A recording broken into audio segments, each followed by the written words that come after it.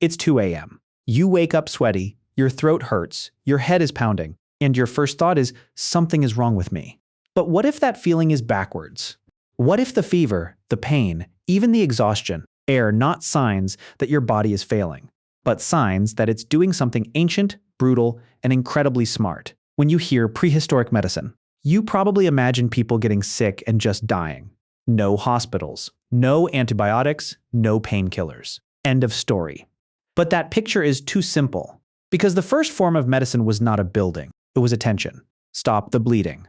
Keep the person warm. Give them time. Watch what happens. Remember what helped. That is medicine in its most basic form. And long before humans could write anything down, they were already doing exactly that. So the real question is not, did prehistoric people have medicine?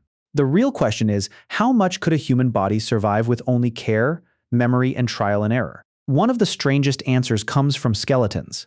Archaeologists have found ancient human remains with terrible injuries that had already healed. Broken bones, crushed limbs, missing teeth, damage that should have ended a life fast, but didn't. A famous case comes from Shanidar Cave in present-day Iraq. Neanderthal man lived for years with major injuries. His body shows damage that would have made hunting hard, maybe impossible. And yet he survived. That matters.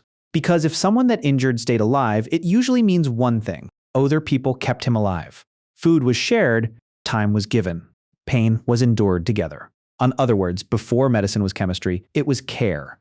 And when you are sick in bed and can do nothing alone, you are still depending on the oldest treatment humans ever invented. Here's the weird part.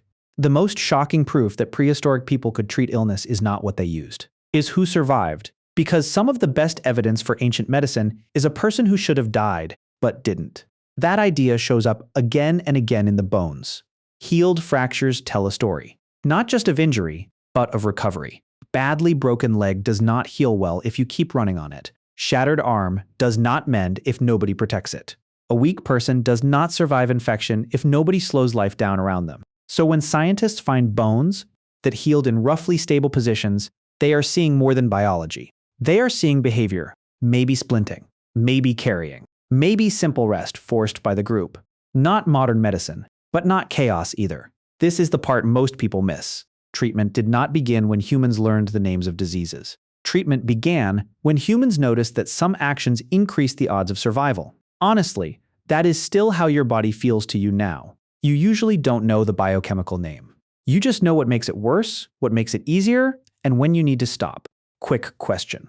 If you had to pick one, which feels most useless to you, fever, pain, or swelling, pick one in your head. Because in a few minutes, that answer is going to tell you which ancient survival system you hate the most. Now let's get to the part that sounds impossible.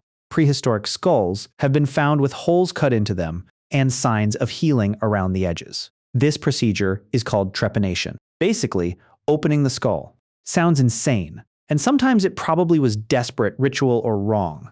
But not every case ended in death. Some people lived long enough for bone to regrow.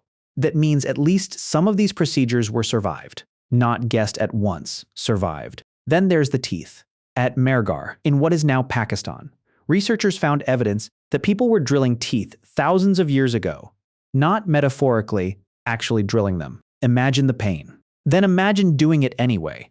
Why would anyone do that? Unless tooth pain was unbearable enough to risk intervention. That is the part that connects directly to you. The history of medicine is not just the history of knowledge, it is the history of pain making humans experiment.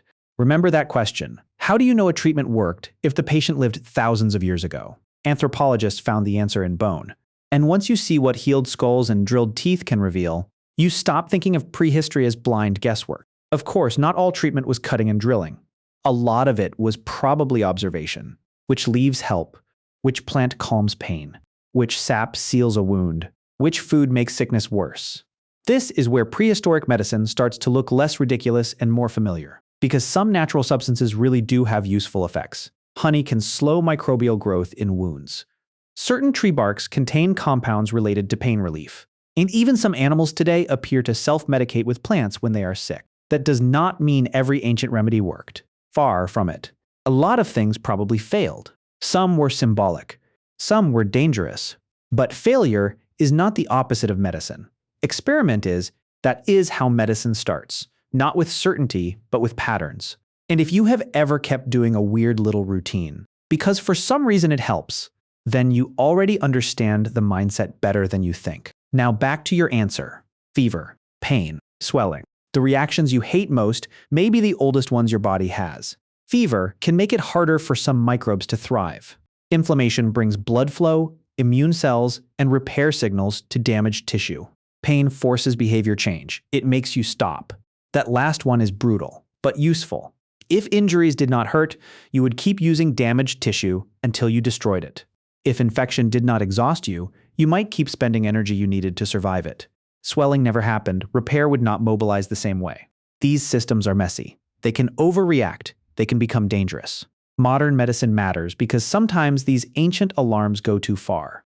But the alarms themselves are not random. They are old. So if you picked fever, pain, or swelling as useless, what you really picked was the survival tool that annoys you most in modern life. And that may be the biggest twist in this whole story. You're not living in a modern body. You are living in an ancient body inside a modern world. A body shaped by cuts, cold, hunger, parasites, broken bones, infected wounds, and long nights without help. A body that learned to scream with pain, shut you down with fatigue, heat itself with fever, and wall off damage with inflammation. So when you feel miserable, your first instinct is often shame. Why am I weak? Why am I like this?